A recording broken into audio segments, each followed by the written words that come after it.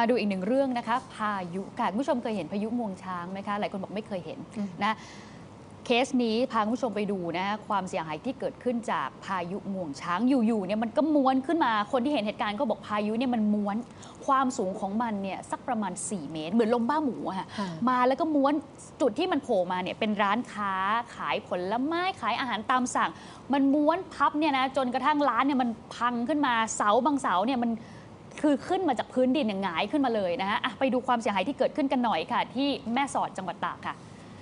นี่คือความเสียหายหลังเกิดพายุงวงช้างนะคะบริเวณร้านค้าริมถนนอินทรคีรีบ้านใต้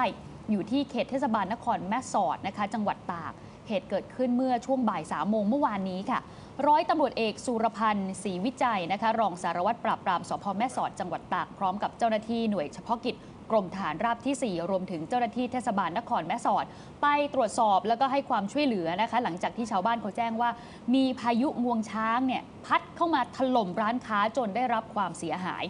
เนี่ยคุณผู้ชมดูหลังคาแบบพังลงมาอย่างเงี้ยนะที่เกิดเหตุเป็นร้านขายผลไม้แล้วก็มีร้านอาหารตามสั่งกว่า10 ร้านเนี่ยแหละค่ะที่ได้รับความเสียหาย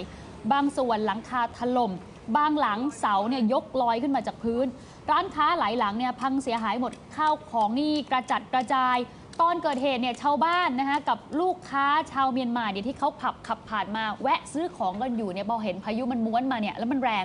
วิ่งหนีตัวใครตัวมันนะก็พบว่ามีคนได้รับบาดเจ็บ1 คนด้วยเพราะว่าไปถูกเสาเนี่ยกระแทกเข้าที่ท้อง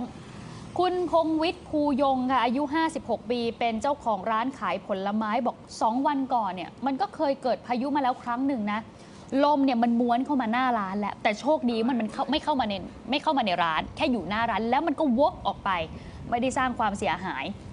ขณะที่คุณมานพวิวัฒน์ยุวถาวรนะคะอายุ65 ปีซึ่งเป็นเจ้าของตลาดก็บอกว่าพายุอันนี้มันเหมือนลมบ้าหมูเลยเคยเห็นแถวชายทะเลแต่ครั้งนี้มันแรงจริงๆมันเข้ามาอยู่ตรงนี้เนี่ยนะคะพัดแรงมากจนเข้าของรวมถึงเสาของร้านเนี่ยมันถอนขึ้นมาพังเสียหายผู้เห็นเหตุการณ์ก็บอกคล้ายๆกันค่ะว่าเจ้าพายุเนี่ยมันเป็นงวงช้างเหมือนพวกลมบ้าหมูเลยสูงกว่า4 เมตรพัดม้วนเข้ามาในร้านสักพักก็ม้วนออกไปทิ้งไว้แค่ความเสียหายเป็นบริเวณกว้างแล้วก็มีคนได้รับบาดเจ็บอย่างที่เรียนผู้ชมไปอายุ27 ปีนะคะไปฟังกันหน่อยค่ะว่าเป็นยังไงบ้างอ๋อจากช่องโล่งๆเนี่ยนะช่องโล่งๆนี่เลยม้วนมานิดเดียวเองครับมาพุ่งมาใหญ่ตรงเนี้ยหน้าร้านเนี่ยแล้วก็งัดขึ้นเลยเป็นเหมือนขึ้นเสร็จก็งัดลงต่อแล้วนี่ขึ้นเสร็จก็ลอยเลื่อนมาประมาณห้องนึงอ่ะมา4 เมตรลอยขึ้นมา4 เมตรเหรอแล้วก็ลงแล้วหยุดเลยนิ่งเลยวนลมก็วนกลับที่เดิมครับวนอ้อมหลังผมวิ่งไปโน่นพอดีแล้วมีใครได้รับบาดเจ็บไหมมี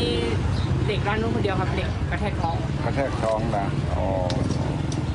แต่ไม่เป็นไรมากแค่กระแทกเหรอ